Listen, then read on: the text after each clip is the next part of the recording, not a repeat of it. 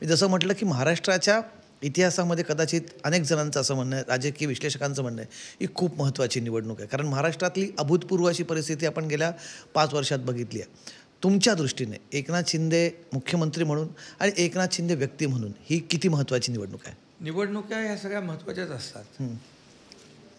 त्यामुळे ही निवडणूक पण आम्ही लढतो आहे विकासाच्या अजेंड्यावर. जी. आणि गेले 2.5 वर्ष, 2-2.25 वर्षच आम्हाला झाली. या 2-2.25 वर्षामध्ये केलेल्या कामाचं समाधान आहे आम्हाला.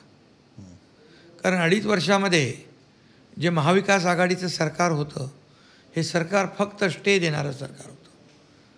कार्यक्रमात खोडा घालणारं होतं, म्हणजे प्रकल्पांमध्ये प्रकल्प बंद पाडणारं होतं. तुम्हाला माहीत आहे, कोस्टल घ्या, अटल सेतू घ्या, मेट्रो घ्या, कारशेड घ्या, समृद्धी घ्या, ही अशी उदाहरणं आहेत.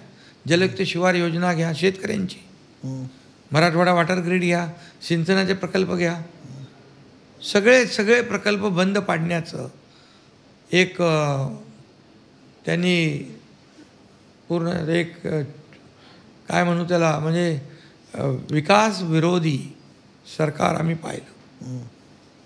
आणि आम्ही जे सरकार आणलं महायुतीचं, त्यानंतर हे सगळे स्पीड ब्रेकर आम्ही काढले, डेव्हलपमेंट सुरू झाली. आज सगळीकडे आपण महाराष्ट्रामध्ये बघताय, मुंबईतच नाही, पुण्यातच नाही, अख्ख्या महाराष्ट्रात समृद्धीच नाही, सगळीकडे कामं सुरू आहेत. एक पॉझिटिव्हिटी आहे.